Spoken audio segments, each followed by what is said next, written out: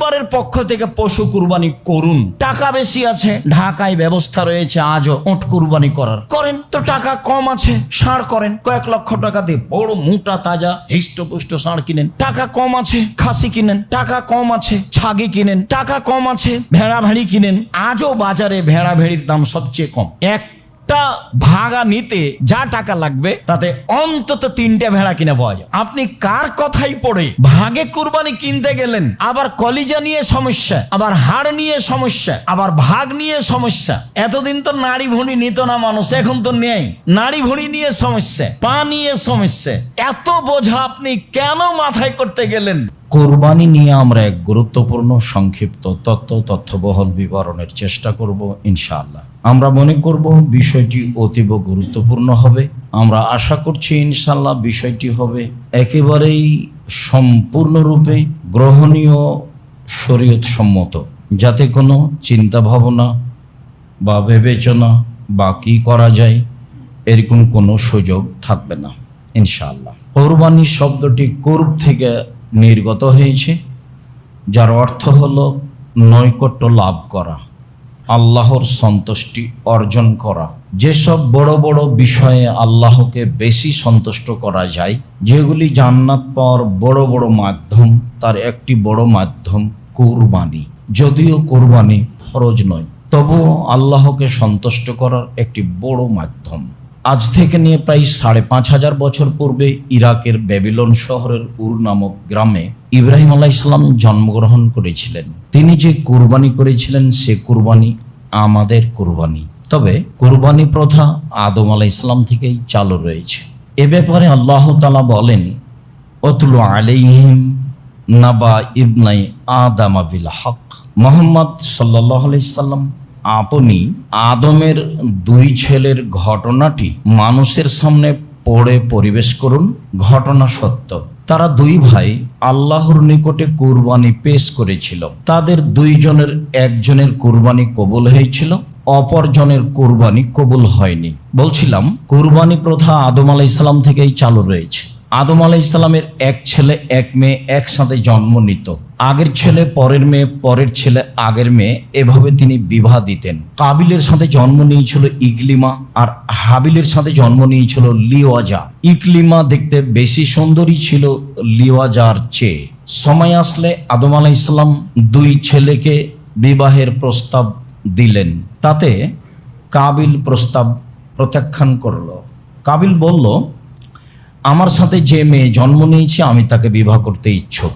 তখন আদম আলাইহিস সালাম পরিস্থিতি দেখে বললেন, আচ্ছা ঠিক আছে, তোমরা 2 ভাই কুরবানি পেশ করো, যার কুরবানি কবুল হবে সেই ইকলিমাকে বিবাহ করবে।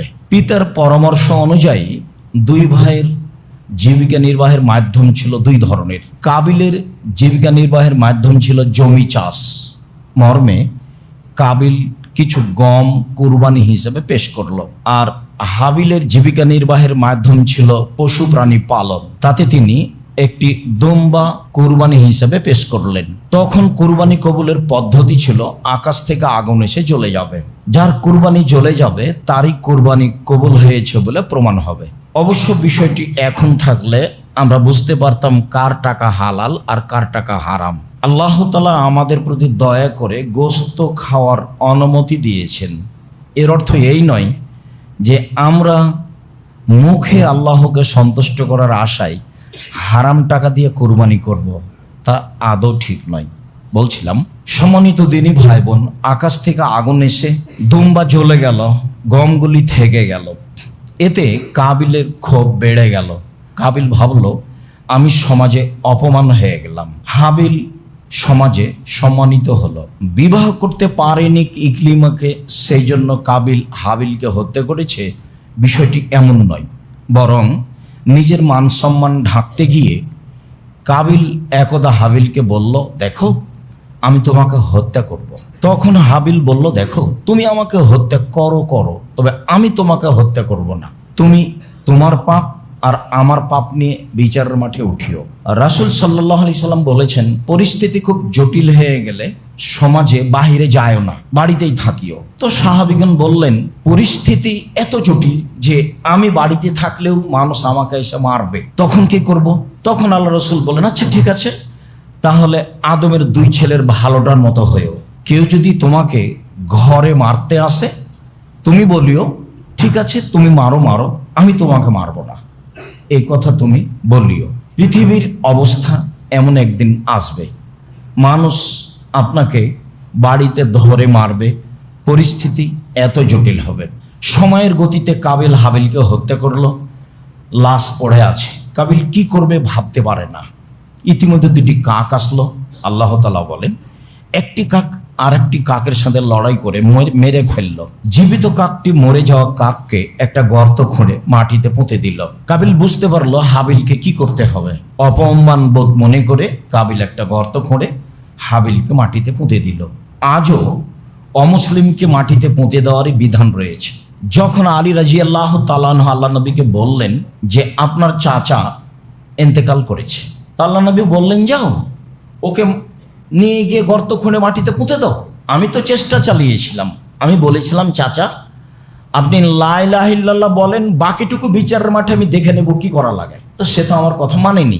মেনে নিলে তো এখন রাসূল সাল্লাল্লাহু আলাইহি ওয়াসাল্লামের পদ্ধতিতে গোসল হতো, জানাজা হতো, কাফন দাফন হতো। যেহেতু আমার কথা আমার চাচা মানেনি, কাজে তুমি মাঠে নিয়ে গিয়ে গর্ত খুঁড়ে মাটিতে পুঁতে দাও। বুখারী মুসলিম। সম্মানিত দিনী ভাই বোন, তাই হলো, এই হলো ইতিহাস। আমাদের কুরবানি ইব্রাহিম আলাইহিস সালামের কুরবানি। ইব্রাহিম আলাইহিস সালাম তার স্ত্রী সারাকে সাথে নিয়ে এক এলাকা দিয়ে পার হচ্ছিলেন। সেই এলাকায় স্বামী স্ত্রী পার হতে পারে না। তার সাথে ছিল পৃথিবীর সবচেয়ে সুন্দরী নারী সারা। বুখারী মুসলিমের হাদিসে এসেছে পৃথিবীতে সবচেয়ে সুন্দরী মহিলা ইব্রাহিম আলাইহিস সালামের স্ত্রী সারা। হয়তোবা পৃথিবীতে সবার চেয়ে সুন্দরী, আর না হয় সেই যুগে পৃথিবীতে যত নারী ছিল সবার চেয়ে সুন্দরী। ঐতিহাসিকগণ বলতে চেয়েছেন ইউসুফ আলাইহিস সালাম মানুষ হিসাবে সবচেয়ে সুন্দর মানুষ ছিলেন, এই জন্য যে ইউসুফ আলাইহিস সালাম পেয়েছিলেন দাদির চেহারা, দাদির রূপ, যার কারণে মানুষ হিসাবে ইউসুফ আলাইহিস সালাম সবচেয়ে সুন্দর মানুষ ছিলেন। বলছিলাম পরিস্থিতি বিকৃতি দেখে ইব্রাহিম আলাইহিস সালাম বললেন, সারা তোমাকে যদি জিজ্ঞাসা করে এইটা কে, তাহলে তুমি বলিও এটা আমার ভাই। আমি কিন্তু তাদেরকে বলেছি তুমি আমার বোন। তুমি যদি এখন বলো এটা আমার স্বামী, তাহলে আমি একজন মিথ্যুক মানুষ প্রমাণ হয়ে যাব, যা আমি চাই না। তবে সারা মনে রেখো, মাটির উপরে 2 জন মুসলমান, আমি আর তুমি, এই হিসাবে আমরা 2 জন ভাই বোনও বটে। বহু চেষ্টা করার পরেও রক্ষা হলো না। স্বৈরাচারী শাসকের পক্ষ থেকে সারাকে ডেকে পাঠানো হলো। ইব্রাহিম আলাইহিস সালাম বললেন ঠিক আছে যাও, এ বলে তিনি নিজে সালাত শুরু করলেন। সারা স্বৈরাচারী শাসকের ঘরে ঢুকলেন। ঢুকতেই স্বৈরাচারী শাসক দাঁড়িয়ে হাত বাড়ালো তার গায়ে হাত দেওয়ার জন্য। সারা বললেন থামেন, আগে ওযু হবে, 2 রাকাত সালাত হবে, তারপরে কোনো কথা।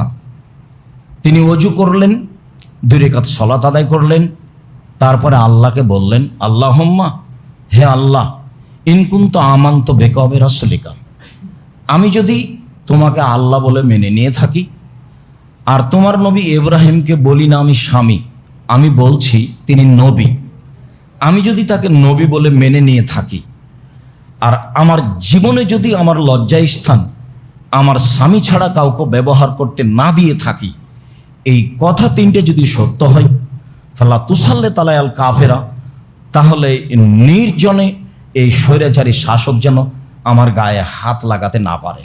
যা বললেন তাই হলো, দেরি হলো না। অজ্ঞান হয়ে স্বৈরাচারী শাসক মাটিতে পড়ে গেল, পা ছড়াতে লাগলো, মারা যাবে। সারা দেখলেন বেগতি, মারা গেলে আমরা স্বামী স্ত্রী মানুষ হত্যা করেছি বলে আটকা পড়ব।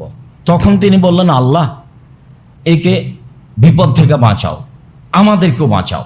স্বৈরাচারী শাসক ভালো হয়ে গেল, আবারও অন্যায়ের জন্য হাত বাড়ালো। সারা আবারও বললেন পূর্বের কথা, ঘটনা তাই হলো। বারবার যখন 3 বার হয়ে গেল, তখন স্বৈরাচারী শাসক বলল, এই কে আছো তোমরা? তো একে আমার কাছে পাঠিয়েছে, তো মানুষ নয়, এ তো শয়তান, তোমরা একে নিয়ে যাও। আর ইব্রাহিমকে, হাজেরা নামে মেয়েটিকে দাসী হিসেবে, কাজের মানুষ হিসেবে উপঢৌকন দান করে দাও, উপঢৌকন দিয়ে দাও। বলল খারাপ, ফলাফল ভালো। তো সম্মানিত দিনী ভাই বোন, ইনি সারা, এমন কোন পৃথিবীতে দিনী বোন আছেন যে বিপদে পড়লে এভাবে বলতে পারবেন? দেখেছেন কেমন সাহস, ইমানের কত গতি। বলছেন আমি যদি তোমাকে বিশ্বাস করে থাকি, আমি যদি ইব্রাহিমকে নবী বলে মেনে নিয়ে থাকি, আমার জিন্দেগিতে আমার লজ্জা স্থান আমার স্বামী ছাড়া কাউকে ব্যবহার করতে না দিয়ে থাকি, কথা ঠিক হলে এই নির্জনে এই লোকজন আমার গায়ে হাত লাগাতে না পারে। এটা তার জোরালো দাবি, বুখারী মুসলিমের হাদিস। হাতে হাতে অজ্ঞান হয়ে গেছে। দেখুন, আপনি যাওয়ার সময় একটা বই নিয়ে যাবেন, উপদেশ। উপদেশ বই একটা আলোচনা আছে আল্লাহ ভরসা, বিবরণগুলি দেওয়া আছে কোরআন মাজিদ থেকে এবং বুখারী মুসলিম থেকে। জীবনে চেষ্টা করেছি মানুষের কাছে সঠিক ধর্ম পৌঁছানো, চেষ্টাতে ত্রুটি করেছি, তা আবার মনে বলে না। যদি ভুল হয়ে থাকে তাহলে চেষ্টাই ভুল হয়েছে, আর যদি ভুল না হয়ে থাকে তাহলে যা বলেছি, যা লিখেছি তা সত্য বলেছি, সত্য লিখেছি। কোনো স্বার্থ দিয়ে কোনো কাজ করিনি বলে আমার দৃঢ়তা। সারা হাজারাকে সাথে নিয়ে স্বামীর কাছে চলে গেলেন, বললেন স্বৈরাচারী শাসক সফল হতে পারেনি, তাকে আল্লাহ ব্যর্থ করেছে। সে একটা কাজের মেয়ে দাসী হিসেবে হাজারাকে সাথে দিয়েছে। 3 জন মানুষ চললেন স্বদেশে, বসবাস করতে লাগলেন। এক পর্যায়ে সারা হাজেরাকে বললেন, হাজেরা, আমাদের তো কোনো ছেলে মেয়ে নেই, তুমি তো দাসী হিসেবে আসো, তো তুমি আমার স্বামীর সাথে বিবাহ বন্ধনে আবদ্ধ হও, যদি আমাদের কোনো ছেলে মেয়ে হয় ভালো হবে। তো হাজেরা বললেন, দেখে না পা, যা আছি ভালো আছি, বিবাহ হলে ভালোবাসায় ফাটাল ফাটবে, তখন আমরা টিকতে পারবো না, এমনিতেই থাকি। এরপরেও সারার বারবার বলার কারণে এক পর্যায়ে হাজেরার সাথে ইব্রাহিম আলাইহিস সালামের বিবাহ হয়ে গেল। এতে জন্ম নিল ইসমাইল আলাইহিস সালাম। পরিস্থিতি যা হওয়ার তাই হলো। 2 জনের মধ্যে হাজেরা ও সারার মাঝে গণ্ডগোল দেখা দিল। পরিস্থিতি দেখে ইব্রাহিম আলাইহিস সালাম দুধের বাচ্চা ইসমাইল এবং স্ত্রী হাজারাকে নিয়ে চললেন সৌদি আরব কাবা ঘরের পানে। কিভাবে গেলেন লম্বা পথ, ইরাক ফিলিস্তিন থেকে আল্লাহ ভালো জানেন। ফাওয়াজাহুমা ইন্দা দাওহাতা ফওকা জামজামা আলাল মসজিদে। দুধের বাচ্চা ইসমাইলকে এবং স্ত্রী হাজেরাকে কাবা ঘরের পাশে জমজম কূপের উপর পাকুড় গাছের নিচে রেখে দিয়ে উল্টা মুখে চললেন, কিছু না বলে। পিছে পিছে স্ত্রী হাজেরা হাঁটতে লাগলেন আর বলতে লাগলেন, আয়না তাজহাব ইব্রাহিম, ইব্রাহিম কোথায় যাচ্ছেন? আয়না তাজহাব ইব্রাহিম, ইব্রাহিম কোথায় যাচ্ছেন? আয়না তাজহাব ইব্রাহিম, ইব্রাহিম কোথায় যাচ্ছেন? অতাত্র কোনা বেহাজলাতি আল্লাহ জেলে গেছে বিনলাশাই। এমন একটা উপত্যকায় ছেড়ে যাচ্ছেন যেখানে মানুষ তো নেই, নেই ঘাস পাতাও নেই। আপনি তো আমাকে কিছু বলবেন, কিছু বলবেন না আমাকে? না, ঘুরেও দেখছেন না, কিছু বলছেনও না। নিরুপায় হয়ে স্ত্রী বলছেন, আল্লাহ আমারা কাহা যা, আল্লাহ কি আপনাকে এইভাবেই চলে যেতে বলেছেন? যেখানে মানুষ নাই, যেখানে ঘাস পাতা নাই, সেখানে আপনি আমাকে ছেড়ে যান কিভাবে? এটা কেমনে হয়? আল্লাহ কি আপনাকে এভাবেই চলে যেতে বলেছেন?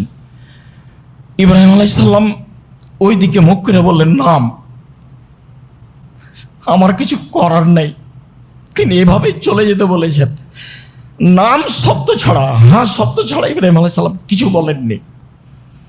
একটু দূরে গিয়ে সানিয়া পাহাড়ে পৌঁছে কাবা ঘরের দিকে মুখ করে তিনি হাত তুলে দোয়া করে বলছেন, রব্বানা, হে আমার প্রতিপালক, ইন্নী আসকান্ত মিন যুরিয়াতি বিওয়াদিন গায়রি যিদারিন ইনদা বাইতিকাল মুহাররাম, আমার পরিবারের কিছু অংশ রেখে দিলাম আমি তোমার কাবা ঘরের পাশে, অথচ কাবা ঘর নেই, কিছুই নাই সেখানে, জমজম কূপও নেই। বুখারী মুসলিমের হাদিসে এসেছে তিনি রেখে দিলেন জমজম কূপের পাশে, কাবা ঘরের পাশে, জমজম কূপের উপর। তো এবার তিনি হাত তুলে দোয়া করছেন, প্রতিপালক, আমি আমার পরিবারের কিছু অংশ রেখে দিলাম তোমার কাবা ঘরের পাশে, যেখানে মানুষও নেই, যেখানে ঘাস পাতাও নেই। একটু আগে স্ত্রী যে ভাষা বললেন আরবি ভাষায়, সে ভাষা তিনি কোরআনের ভাষায় বললেন আরবি ভাষায়। তখন স্ত্রী বললেন, এদান, আচ্ছা ঠিক আছে, ফালা ইউদাইয়ুন আল্লাহ তাআলা, যেহেতু আল্লাহ আপনাকে চলে যেতে বলেছেন, কাজে আল্লাহ আমাকে ধ্বংস করবেন না। কি সাহসে তিনি থাকবেন আল্লাহ ভালো জানেন। এর নাম আল্লাহ ভরসা।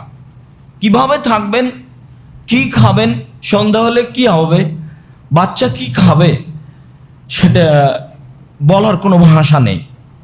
এই দিকে এখন রেখে দিলাম।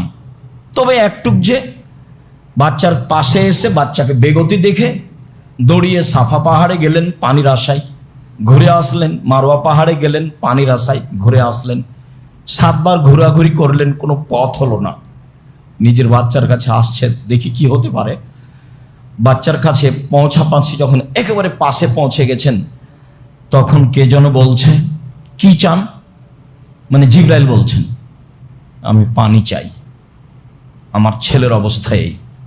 তো জিবরাইল আলাইহিস সালাম একটি পায়ের আঘাত করলেন, তখন জমজম পানি ফুটে বের হলো একবারে জোরে। হাজেরা পানি ঠেকানোর চেষ্টা করেছিলেন। মানুষে বলে জমজম মানে ঠেকানো। পানি যদি উনি ছেড়ে দিতেন তাহলে সারা পৃথিবীর সব জায়গায় পানি ছড়িয়ে পড়ত। খায়রুল মায়াল অজিল আরজম মাও জমজম, পৃথিবীর সবচেয়ে উত্তম পানি হলো জমজম পানি। জমজম পানি খাদ্য, জমজম পানি ঔষধ, এ কথা মুহাম্মদ সাল্লাল্লাহু আলাইহি ওয়াসাল্লাম বলেন।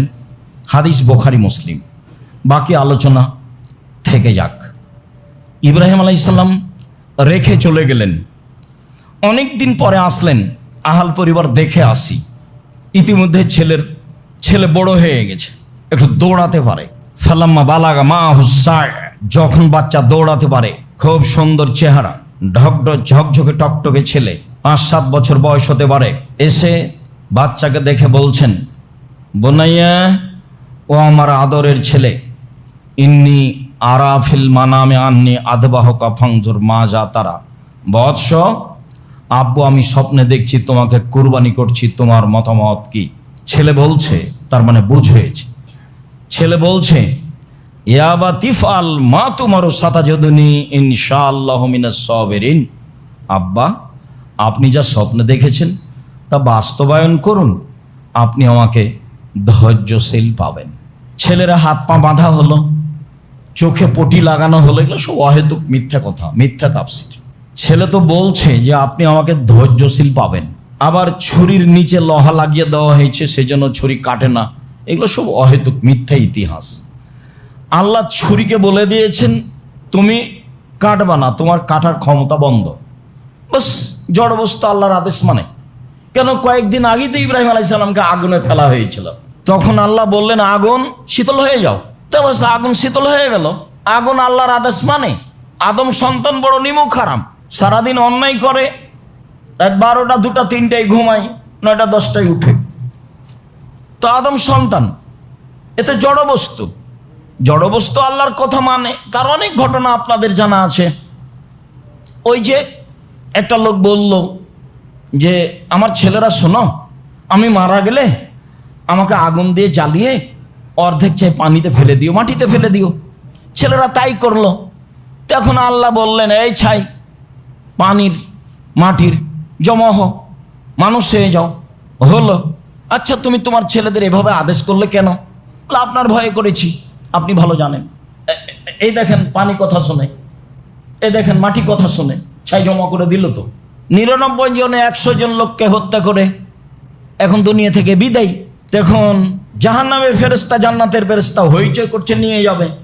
তখন আল্লাহ বলছেন থামো থামো থামো, তোমার একটু মাপো তো। মাওলানা সাহেবকে জিজ্ঞাসা করার জন্য যে গ্রামে যাচ্ছিল, এখন লাশ যেখানে পড়ে আছে, তো গ্রাম দূরে আছে না যে পথ বেশি হেঁটে গেছে সেই পথ আগিয়ে গেছে, কোনটা? তো মেপে দেখা গেল যে পথ বেশি হয়ে গেছে হেঁটে যাওয়াটা। তো লাশ তো ওখানেই পড়ে আছে, কোথায় যাবে? আল্লাহ গ্রামকে বলেছেন গ্রাম আগিয়ে আসো, আর যে গ্রামে লাশ পড়েছে সেই গ্রামকে আল্লাহ বলেছেন সরে যাও। গেছে, জড়বস্তু কথা শুনে। ছুরিকে বলে দিয়েছে কাটবে না, বাস কাটে না, হয়ে গেছে। 90 বছরের বৃদ্ধ মানুষ, ফাসলামাতাল্লাহুল জাবিন, চুল দাড়ি পেকে গেছে, মিনা মাঠে ছেলেকে নিয়ে গেছেন, কেউ নাই দেখার, আল্লাহ দেখছেন, ফেরেশতা দেখছেন আকাশ থেকে। ছেলেকে উপর করে সইয়ে দিয়ে বারবার ছুরি চালাচ্ছেন, ছুরি কোনো কাজ করে না। এক পর্যায়ে আল্লাহ তাআলা বলছেন, ইয়া ইব্রাহিম কাদ সাদ্দাকতা রুয়া, ইব্রাহিম তুমি তোমার স্বপ্নকে বাস্তবায়ন করেছো, তোমার ছেলেকে কুরবানি করতে হবে, এই ঠেকা আমার বাঁধেনি। আসলে দেখছিলাম তুমি পরীক্ষায় পাস করতে পারো কিনা। ইন্না হাদা লাহুল বালাউল মুবিন, এটা তোমাকে বিরাট পরীক্ষা, তুমি পরীক্ষায় পাস করে গেছো। অফাদাইনাহু বিজিবহিন আযীম, বড় কুরবানির মাধ্যমে আমি তোমার ছেলেকে ছাড়িয়ে নিলাম।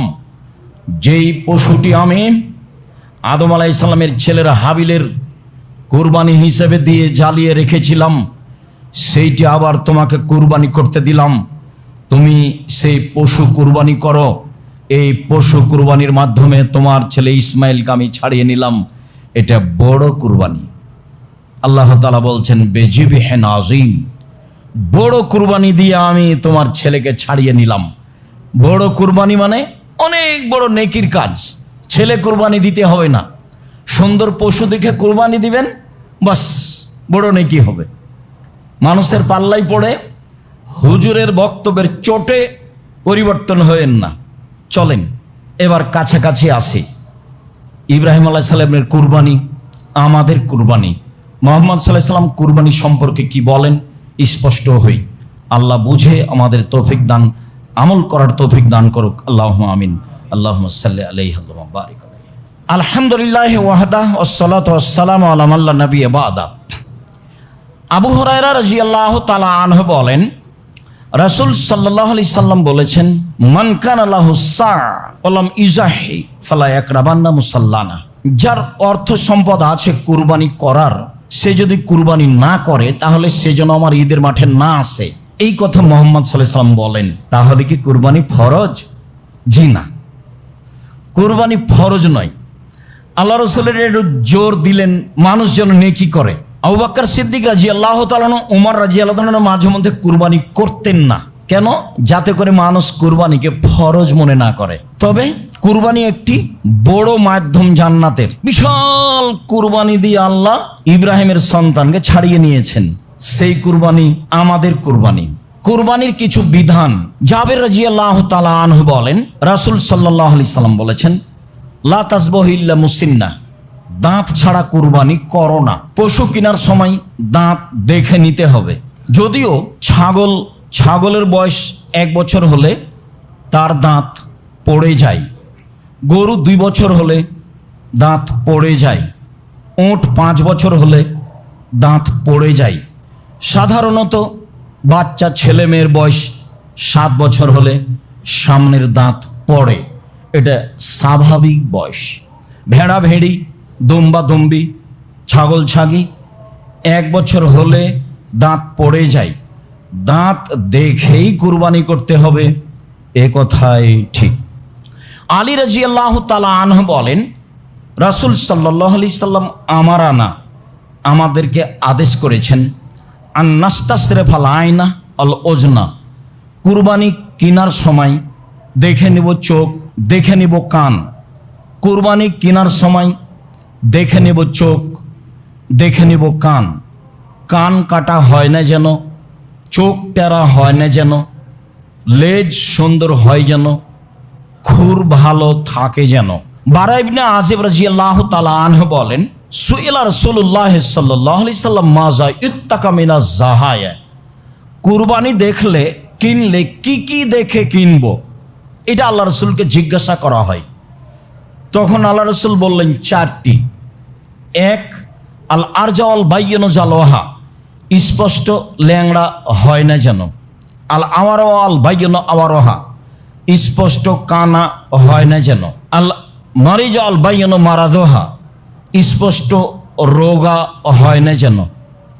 আল আযফা আল্লাযী লা তুনকি, গায়ে গোস্ত নেই এমন হয় না যেন। তাহলে সব মিলে কুরবানির পশু কেনার সময় দেখতে হবে দাঁত আছে কি না, দাঁত উঠেছে কি না, দেখতে হবে চোখ সুন্দর কি না, দেখতে হবে কান কাটা নয় ঝকঝকে টকটকে কি না, দেখতে হবে পায়ে ল্যাংড়া নাকি, দেখতে হবে লেজ কাটা নাকি, দেখতে হবে শিং আছে কি না, দেখতে হবে মোটা তাজা কি না, দেখতে হবে রোগা কিনা সব মিলে দেখে পশু কুরবানি করতে হবে। অত্র বিবরণে বোঝা যায়। সময়ের গতিতে আরও কিছু বোঝা যাবে। আপাতত এই পর্যন্ত বলে আর একটি বিধানে যায়। উম্মু সালমা রাদিয়াল্লাহু তাআলা আনহা বলেন, রাসূল সাল্লাল্লাহু আলাইহি সাল্লাম বলেছেন, মান রাআ হেলালা দিলে হিজ্জা, যে ব্যক্তি কুরবানির চাঁদ দেখল, ওয়ারাদা ইউজাহিয়া, এবং কুরবানি করার ইচ্ছা পোষণ করল, ফালা ইয়াখুজ মিন শারিহি ওয়ালা মিন আজফারিহি, সে যেন নখ না কাটে, সে যেন চুল না কাটে, সে যেন নখ না কাটে, সে যেন চুল না কাটে। কুরবানি যিনি করবেন মূলত তারই ওপরে এই বিধান। ছেলেমেয়েরা সবাই মিলে এ আমল করতে পারে, তাতে কোনো সমস্যা নেই, বরং করাই ভালো। তবে বিধান মূলত যিনি মালিক তার উপরে। চন্দ্র উঠে গেলে তিনি নখ কাটতে পাবেন না, তিনি চুল কাটতে পাবেন না, এইটাই বিধান। জাবের রাদিয়াল্লাহু তাআলা আনহু বলেন, রাসূল সাল্লাল্লাহু আলাইহি সাল্লাম বলেছেন, আল বাকারাতু আন সাবাতিন ওয়াল জাজুর আন সাবাতিন, গরু 7 জনের পক্ষ থেকে, উট 7 জনের পক্ষ থেকে। গরু কুরবানি করা যায় 7 জনের পক্ষ থেকে, উট কুরবানি করা যায় 7 জনের পক্ষ থেকে। আব্দুল ইবনে আব্বাস রাদিয়াল্লাহু তাআলা আনহু বলেন, ইন্না কুন্না মা নবী সাল্লাল্লাহু আলাইহি সাল্লাম ফি সাফারিন, একদা আমরা আল্লাহ রাসূলের সাথে সফরে ছিলাম। ফাহাজার আল আজহা, কুরবানির সময় চলে আসলো। ফাস্তারাকনা ফিল বাকারাতে সাবাতুন ওয়াল জাজুরে আসারা, আমরা গরুতে 7 জন অংশগ্রহণ করলাম আর উটে 10 জন অংশগ্রহণ করলাম। সম্মানিত দিনী ভাই বোন, যারা আমরা উপস্থিত আছি, যারা যন্ত্রের মাধ্যমে অবগত হচ্ছি, যারা সময়ের গতিতে পৃথিবীর বিভিন্ন প্রান্ত থেকে অবগত হব, তাদেরকে আমি বলতে চাচ্ছি যে এতক্ষণ পর্যন্ত যা বললাম ভাগের কুরবানিতে, তাতে জন 7 জন, 7 জন গরুতে, 7 জন উটে, 10 জন উটে, 7 পরিবারে এই কথা আমরা এখনো পাইনি। পরিবারের কথা যখন আসবে তখন বিষয়টি আবারও স্পষ্ট করব। তবে মনে রাখা ভালো হবে, ধমক শুনে কোনো লাভ নেই, হুজুরের চিৎকার শুনে কোনো লাভ নেই, হুবাহু প্রমাণ হতে হবে, এটাই কথা। যদি জন হয় জন, যদি পরিবার হয় পরিবার। যেহেতু নেকির ব্যাপার, যেহেতু বড় নেকির ব্যাপার, যেহেতু জান্নাত পর বড় মাধ্যম, কাজেই যাতে আল্লাহ সন্তুষ্ট হবেন, যেটা রাসূলের পদ্ধতি হবে, সেটাই হয় ভালো। চলেন এবার ধারাবাহিকভাবে বলি। রাসূল সাল্লাল্লাহু আলাইহি সাল্লাম নিজে কুরবানি কিনেন। আবু হুরায়রা রাদিয়াল্লাহু তাআলা আনহু বলেন, আরাদান নবী সাল্লাল্লাহু আলাইহি সাল্লাম ইউজাহিয়া, আল্লাহর নবী একদা নিজে কুরবানি করার ইচ্ছা করলেন। ফাস্তারা কাবশাইনে আজিমাইনে সামিনাইনে আমলাহাইনে আকরানাইনে মওজু আইনে, তিনি 2টি ভেড়া কিনলেন, মোটা তাজা, গোস্তওয়ালা, শিংওয়ালা, সাদা কালো, অন্ডকোষ বের করা। তিনি নিজে 2টা ভেড়া কিনলেন, যা ছিল মোটা তাজা, যা ছিল খুব বড় সাইজের, যা ছিল শিংওয়ালা, যা ছিল সাদা কালো, যা ছিল অন্ডকোষ বের করা। যেই বলুক অন্ডকোষ বের করলে তাতে খুঁত চলে আসলো কুরবানি হবে না, এটা তার একবারে নগদ মিথ্যা কথা এবং সরাসরি সহিহ হাদিসের বিরোধী কথা। অন্ডকোষ বের করা ষাঁড় গরু খাসি কুরবানি করতে হবে, এটাই সুন্নাত, এটাই সুন্নাত, এটাই সুন্নাত। সম্মানিত দিনী ভাই বোন, তারপরে আনাস রাদিয়াল্লাহু তাআলা আনহু বলেন, জাহা রাসূলুল্লাহ সাল্লাল্লাহু আলাইহি সাল্লাম কাবশাইনে, একদা আল্লাহর নবী 2টি ভেড়া কুরবানি করলেন। আমলাহাইনে সাদা কালো, আকরানাইনে সিংওয়ালা। ফাযাবাহু বিয়াদিহি, তিনি নিজে হাতে জবে করলেন। তিনি বিসমিল্লাহ আল্লাহ আকবার বললেন। আনাস বলেন রাআইতুহু, আমি নিজে দেখলাম। ফাওয়াজা কাদামাহু আলা সাবায়েমা, তিনি তার চোয়ালের উপরে, মাথার দিকে চোয়ালের উপরে পা রেখে দিলেন। অন্য বর্ণনে আসবে ফাজ যাও, ফেলে দিলেন, চোয়ালের উপরে পা রেখে দিলেন। বা চোয়ালটা আসলে গালকে বুঝায়, কিন্তু পরিস্থিতিতে সামনের দুই পাকে বুঝাচ্ছে। দুই পায়ের উপরে পা রেখে দিয়ে জবে করলেন। আমি তাকে তাকিয়ে দেখছি। তিনি জবে করার সময় বললেন বিসমিল্লাহ আল্লাহু আকবার, আল্লাহর নামে, আল্লাহ সবচেয়ে বড়। এই অবস্থা আমি দেখলাম। তিনি নিজে কুরবানি করলেন। এবার তিনি কুরবানি কিনতে বলছেন। আয়েশা রাদিয়াল্লাহু তাআলা আনহা বলেন, আমার রাসূলুল্লাহ সাল্লাল্লাহু আলাইহি সাল্লাম বেকাবশিন, আল্লাহ রাসূল আদেশ করলেন, আনাস একটি ভেড়া কিনে নিয়ে আসো। এটাও বে সাওয়াদিন ও এবরকো বে সাওয়াদিন ও এনজুরো বে সাওয়াদিন। ভেড়া কেনার সময় তুমি দেখবা শিং ওলা, কালোতে হাঁটে, কালোতে শয়, কালোতে দেখে। কেনার সময় এটা দেখে, এটা বলে দিচ্ছেন, দেখো যাও একটা ভেড়া কিনো, শিং ওলা, কালোতে হাঁটে, কালোতে খায়, কালোতে শয়। মানে কি? পেট কালো। মানে কি? চোখ কালো।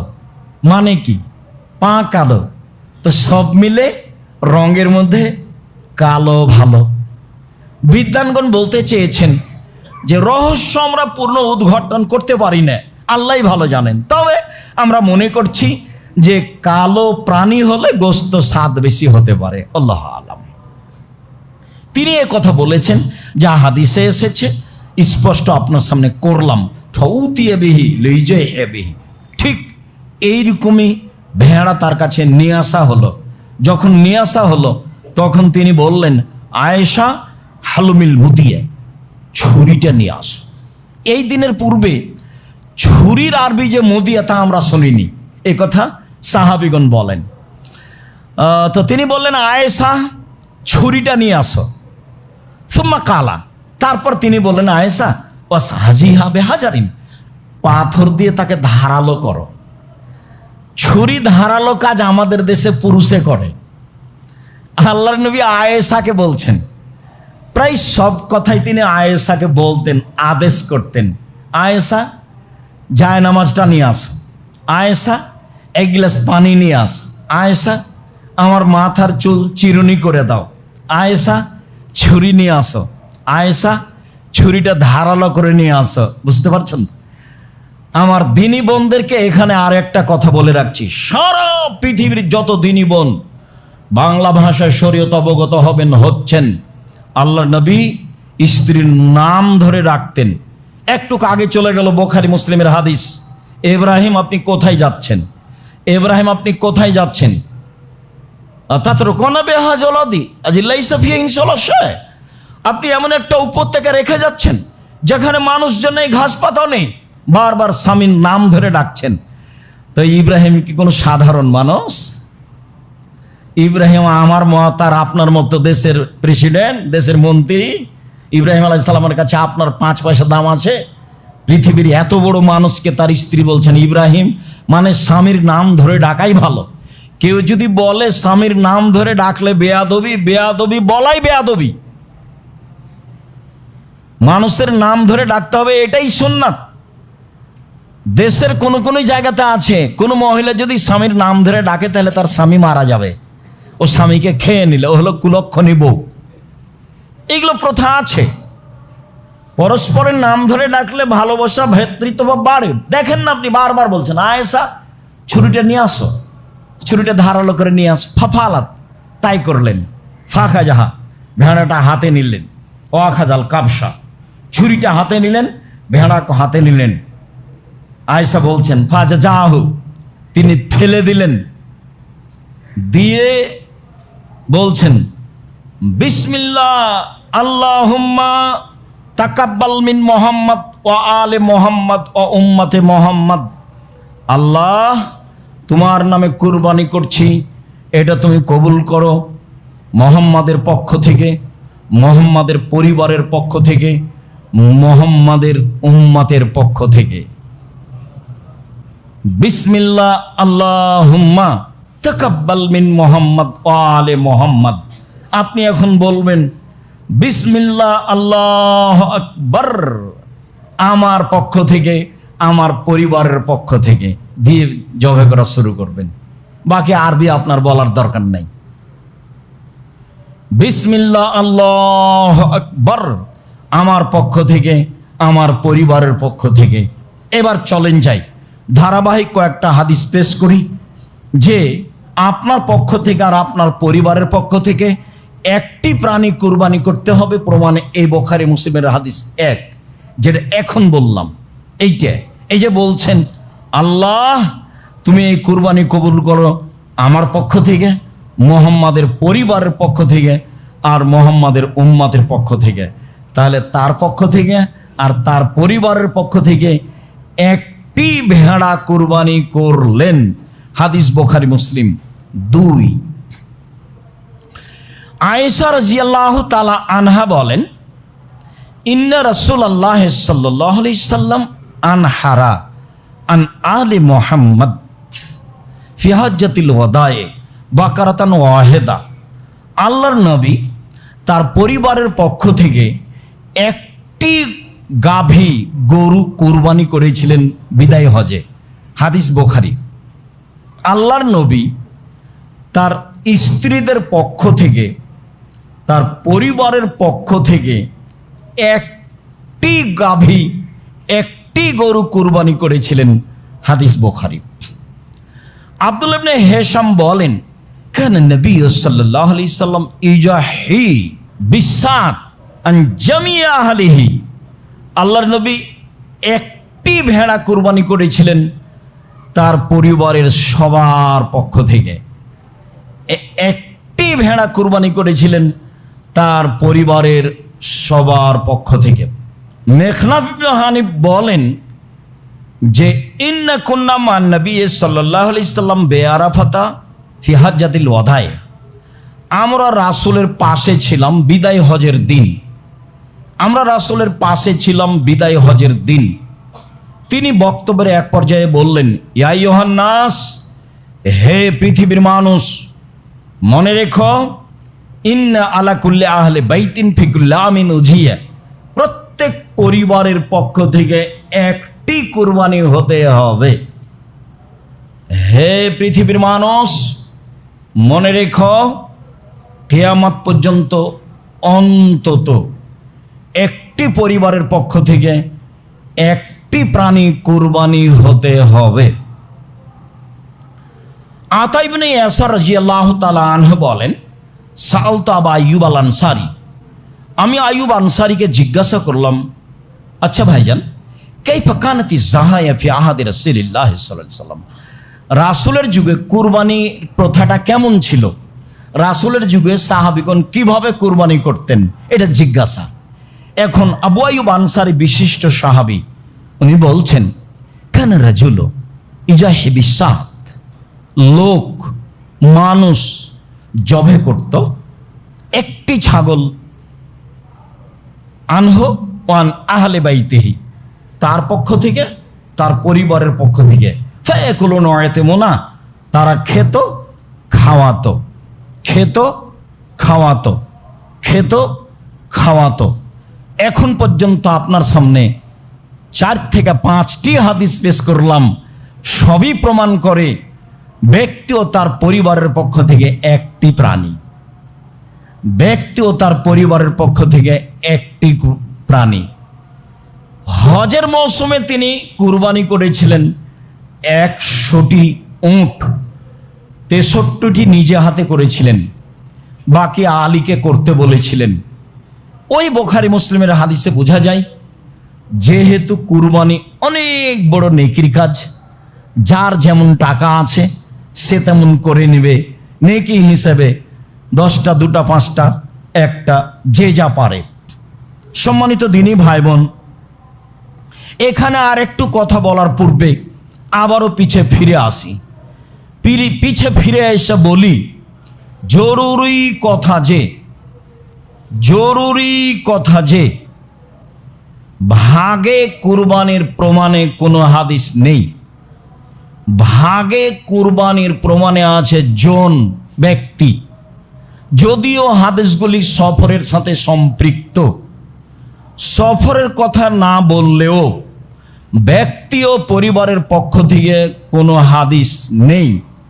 এ যাবৎ 1990 সাল থেকে নিয়ে এখন পর্যন্ত 7 পরিবারের পক্ষ থেকে একটি প্রাণী কুরবানি করতে হবে এমন কোনো হাদিস আমরা অবগত হতে পারিনি।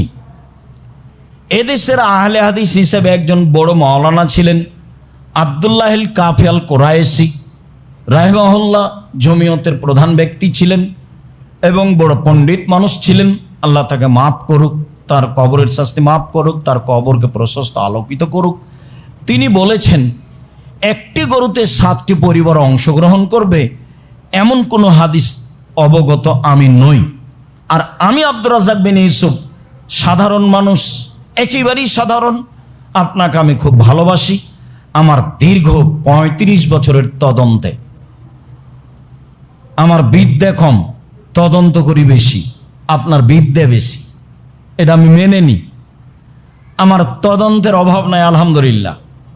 তাতে আমার অবগতিতে একটা গরুতে, একটা প্রাণীতে 7টা পরিবার অংশগ্রহণ করবে এমন কোনো হাদিস এ যাবৎ প্রমাণ হয়নি, কিয়ামত পর্যন্ত প্রমাণ হবে না বলে আমার জোরালো দাবি।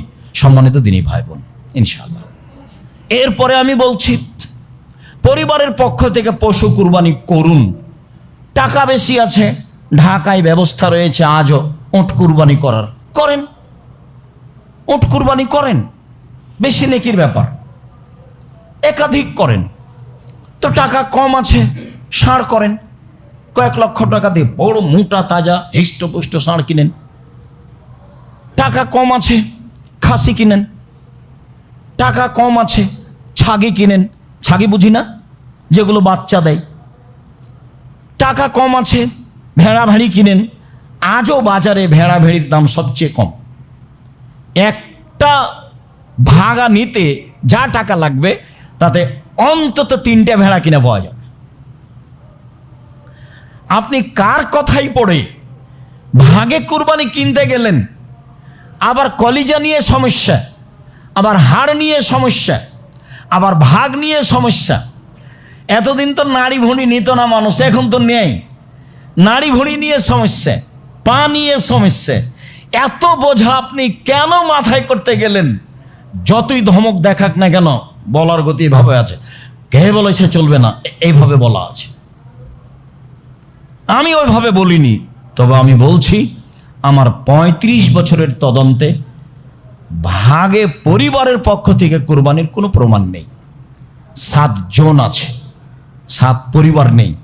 আশা যে আমি কথা স্পষ্ট করতে পেরেছি। সম্মানিত দিনী ভাই বোন, দ্বিতীয় যেটা বলতে চাচ্ছি সেটা হলো এই যে দেখে কিনতে হবে ঠিকঠাক আছে কিনা, কান, নাক, লেজ, দাঁত, পা রোগা কিনা, মোটা তাজা কিনা, শিং আছে কিনা। শুনুন, হাদিস সহি। কিনে নিয়ে এসে যদি শিং ভেঙে যায় তাহলে এটা বিক্রি করে দেন, আর একটা কিনেন। যদিও অনেকে বলতে চেয়েছেন যে কিনে যদি নিয়ে আসার পরে ভেঙে যায় তাহলে করতে পারে, আপনি পরিবর্তন করে দেন, সেটাই ভালো। নিখুঁত প্রাণী কুরবানি করেন। আমি আপনাকে জোরালোভাবে অনুরোধ জানাচ্ছি, আপনি আমার দিনী ভাই, আপনি আমার দিনী বোন। জরুরি কথা যে চন্দ্র উঠলে নখ কাটা যাবে না, চুল কাটা যাবে না, এটাই বিধান। তবে পশু প্রাণী প্রয়োজনে জবে করতে পারেন। আত্মীয় স্বজন এসেছে, গরু ছাগল জবে করবেন না, সেটা করেন, তাতে কোনো সমস্যা নেই। আপনি নখ কাটতে পাবেন না, আপনি চুল কাটতে পাবেন না। জরুরি বিধান যে যেহেতু বড় নেকি, যার যত টাকা বেশি সে তত দামি পশু কিনবে, একাধিক কিনবে, এ কথাই ঠিক। সারা জীবন 3 ভাই 3 জায়গায় থাকলেন, ঢাকায় চাকরি করলেন, কুরবানির সময় এসে বলছেন চলো যাই আমরা 3 ভাই একটা গরু কিনি। আপনাদের অর্থ সম্পদও পৃথক, ব্যাংক অ্যাকাউন্টও পৃথক। আজকে কোন দুঃখে 3 ভাইয়ের টাকা দিয়ে একটা গরু কিনলেন? হ্যাঁ, আমার পরামর্শ শোনেন, 3 ভাইয়ের টাকা দিয়ে একটা গরু কিনেন, সেটা আপনার আব্বার নামে করেন, আর আপনারা 3 ভাই মিলে 3টা ছাগল কুরবানি করেন। তাহলে সবারই হলো। দেখেন তো পরামর্শটা ভালো হয় কিনা। এটাই হতে হবে। আপনি কম দামে কিনেন, দেখে সুন্দর বাজার একটা ছোট্ট ছাগল কিনেন, দাঁত হয়েছে বেশ সুন্দর ঝকঝকে, 10,000, 12,000, 15,000 কিনেন। ভুল পথে যাচ্ছেন কেন? সারা জীবন ভিন্ন থাকলেন, কুরবানিতে এক হয়ে গেলেন। আপনি বুঝলেন নিজের মতো, আল্লাহ বুঝে না। আপনি গোস্তের জন্য কুরবানি করতে চাচ্ছেন কেন? এই খাতে ফিরে আসতে হবে, ফিরে আসতেই হবে। আরো জরুরি কথা যে কুরবানির গোস্ত 3 ভাগ করতে হবে, এমন কথা আল্লাহর নবী বলেননি। 3 ভাগ করলে গুনাহ হবে এ কথা নয়। কুরবানির গোস্ত ফেরত নিলে, দান করার পরে ফেরত নিলে যেমন বমন করে আবার মুখ খেয়ে নেওয়া হয় তেমন এ কথা নয়। কুরবানির গোস্ত খুব দামি জিনিস। আপনি ফকির মিসকিনকে দিবেন আর নিজে খাবেন। আল্লাহ তাআলা বলেন কুলু ওয়াতেমুল বায়েসাল ফকির, তোমরা নিজেরা খাও আর ফকির মিসকিন অসহায় মানুষকে খাওয়াও। আমাদের দেশে যে প্রথা হয়েছে সেটা পছন্দ নয়, তবে করতে পারে। কি প্রথা হয়েছে? আরে 3 ভাগ করো, করে বলে 1 ভাগ ফকির মিসকিনকে দাও, আর 1 ভাগ আত্মীয় স্বজনকে দেও খাও, আর 1 ভাগ জমা রাখো। তাহলে কুরবানি দিয়ে আত্মীয় স্বজন বজায় রাখতে হবে। এখন মানুষ প্রথা ধরে নিয়েছে চাঁপাইনবাবগঞ্জের মতো, যে কুরবানিতে জামাইকে দাবাত দিতে হবে, মেয়ের শ্বশুরকে দিতে হবে, ছেলের শ্বশুরকে দিতে হবে, না হলে সবাই বলবে কৃপণ। এটা কেন করবেন? একটা বড় মাছ কিনে আজকে দিয়ে পাঠান, এর নাম হাদিয়া। কেন আপনি এইটা দিয়ে সম্পর্ক বজায় রাখতে হবে? এদিকে গেলেন কেন? হাদিয়া তো আছেই। সম্মানিত দিনী ভাই বোন, কুরবানি দিয়ে আত্মীয় স্বজনের সম্মান রক্ষা করতে হবে, ভুল হিসাব। হাদিয়া দিয়ে আত্মীয় স্বজনের সম্মান রক্ষা করতে হবে এবং পরহেজগার মানুষকে হাদিয়া দিতে হবে, খাবার জন্য বলতে হবে, এটাই বিধান। বলছিলাম 3 ভাগ করলে গুনাহ হবে কি? জি না। 3 ভাগ না করলে গুনাহ হবে কি? জি না। ভালো। বরং কি করতে হবে? বরং খান আর দিয়ে দেন, খান আর দিয়ে দেন। দেওয়ার মতো যদি মানুষ না থাকে তো 2-1 কেজি দিয়ে সবই রেখে দেন, কোনো সমস্যা নেই। 2-4-5 কেজি রেখে সবই দিয়ে দেন, সমস্যা নেই। বুখারী মুসলিমের হাদিসে এসেছে, আল্লাহ নবী আলীকে বললেন, আলী সব গোস্ত ফকির মিসকিনকে ভাগ করে দাও, ওর চামড়া ভাগ করে দাও, ওর গায়ের যে শীতের দিনে দেওয়ার যে একটা ঝুল, একটা কাপড় ছিল, একটা জিনিস ছিল যা গায়ে দেওয়া পশুটার, সেটা দিয়ে দাও ফকির মিসকিনকে। হাদিস বুখারী মুসলিম। আলী কসাইকে এখান থেকে গোস্ত দিবা না, কসাইকে টাকা দিয়ে কসাই ডেকে নিয়ে আসো। 2,000 থেকে 10,000 লাগুক তাতে আসে যায় না। আজকে অন্তত গোস্ত দিয়ে তাকে খুশি করতে হবে না। হ্যাঁ, আপনি যদি মনে করেন যে আমার বাড়ির কসাই, পাশের কসাই খুব নিঃস্ব মানুষ, সেটা ভিন্ন জিনিস। আপনি তাকে বলবেন না যে তুমি আমার সাথে কাজটা করে দিলে সেজন্য এটা দিচ্ছি, এটা আপনি বলবেন না। বলবেন দেখো তুমি গরিব মানুষ, এই যে 2,000 টাকা নেও, আর গোস্তটা আমি তোমাকে নিঃস্ব মানুষ হিসেবে দিলাম। কসাই কি দিতে আল্লাহ রাসূল নিষেধ করেছেন? নিষেধের পদ্ধতি বের করতে হবে, নিষেধেই থাকতে হবে। সম্মানিত দিনী ভাই বোন, আমি আপনাকে জিনিসটি বোঝানোর চেষ্টা করেছি। যদি কোথাও ভুল থেকে থাকে তাহলে আপনি সালাতের পরে বললে আপনার সামনে আমি স্পষ্ট করার চেষ্টা করব। বলি আল্লাহ তুমি আমাদেরকে বৈধ পয়সা দিয়ে কুরবানি করার তৌফিক দান করো, যাতে করে আমরা আল্লাহকে সন্তুষ্ট করতে পারি, তোমাকে সন্তুষ্ট করতে পারি।